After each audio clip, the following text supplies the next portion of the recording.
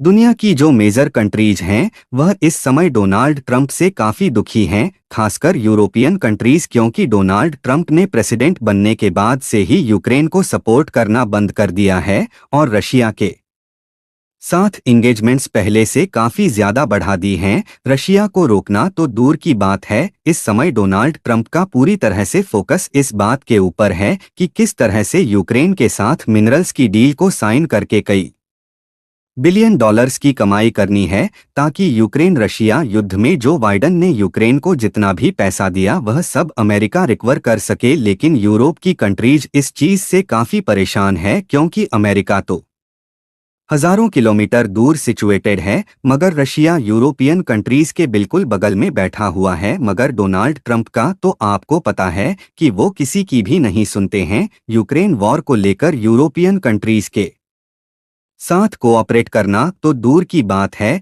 इसलिए कल Donald Trump ने ये अनाउंस किया है कि अगर यूरोप के देश उनकी बात नहीं मानते हैं और अगर वह किसी भी अमेरिका के फैसले के खिलाफ जाते हैं तो फिर यूरोपियन कंट्रीज के ऊपर भी वो 25 पर तक टैरिफ्स लगा देंगे। रशिया यूक्रेन वॉर के कारण यूरोपियन कंट्रीज को भी काफी नुकसान हुआ है, पहले एनर्जी क्राइसिस, फिर उसके बाद जीडीपी ग्रोथ रेट पूरी तरह से स्लो हो जाना, एक्सपोर्ट लगातार कम होना एंड अब डोनाल्ड ट्रंप की यूरोप के देशों को धमकी दी जा रही है। इसलिए यूरोप के देशों ने अब इन सब चैलेंज से डील करने के लिए भारत की तरफ देखना स्टार्ट कर दिया है। चाइना की मार्केट में एंटर करना पहले ही डिफिकल्ट है, वहां पर गवर्नमेंट का कंट्रोल सबसे ज्यादा होता है और ऊपर से प्राइस के मामले में चाइनीज कंपनीज को बीट करना नेक्स्ट टू इम्पॉसिबल है। अमेरिका की मार्केट को देखें तो अमेरिका टैक्सेस लगा रहा है, इसलिए भारत एक आखिर ऑप्शन है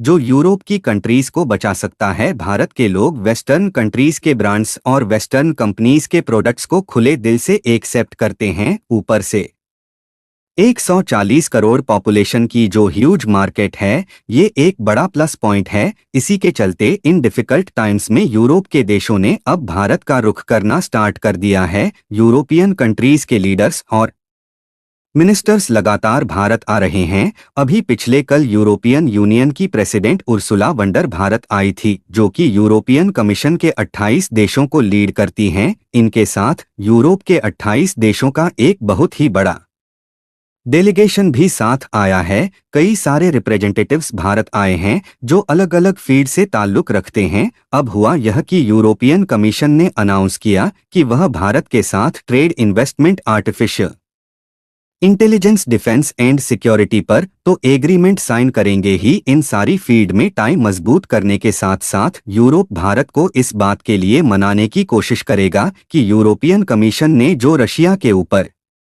सैंक्शंस यानी कि प्रतिबंध लगाए हैं, उसमें भारत यूरोपियन यूनियन का साथ दे और उनके लगाए हुए सैंक्शंस को फॉलो करें। यूरोपियन कमीशन ने ये अनाउंस किया कि रशिया के ऊपर लगाए हुए प्रतिबंध शक्ति से फॉलो हो, उसके ये यूरोपियन यूनियन भारत से मदद मांगेगा। यानी एक तरह से भारत को ऑर्डर नहीं दिया जा रहा है, बल्कि भारत से रिक्वेस्ट की जा रही है।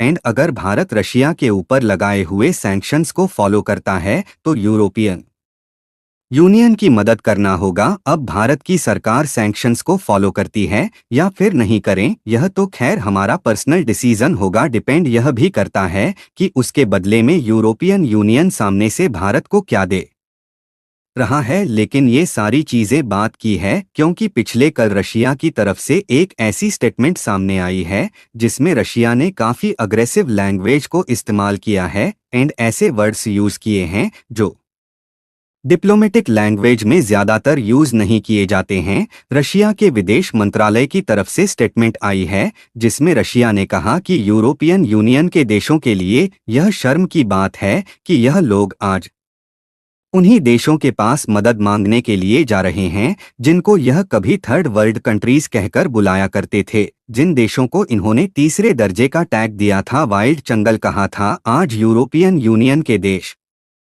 उन्हीं से मदद मांगने के लिए जा रहे हैं। रशिया ने कहा कि यूरोपियन कमीशन ने अपने आप को एक समय पर ब्यूटीफुल गार्डन कहा था और भारत जैसे देशों के लिए कहा था कि वह उनसे नीचे हैं और थर्ड वर्ल्ड कंट्रीज हैं। और आज की डेट में यह रशियन सैंक्शंस के लिए सपोर्ट हासिल करने भारत के पास भीख मांगने जा रहे हैं, यानी कि भारत से भीख मांग रहे हैं, जिसको पहले यह बुरा भला कहते थे। इसके आगे रशियन स्पोक्स पर्सन ने यह भी कहा कि भारत भी यूरोपियन कमीशन के इन टैक्टिक्स को समझेगा और वर्ल्ड मेजॉरिटी को ये क्लियरली समझ आएगा कि यूरोपियन कंट्रीज कैसी है और भारत एंटी रशिया सैंक्शंस में यूरोपियन देशों का साथ बिल्कुल नहीं देगा।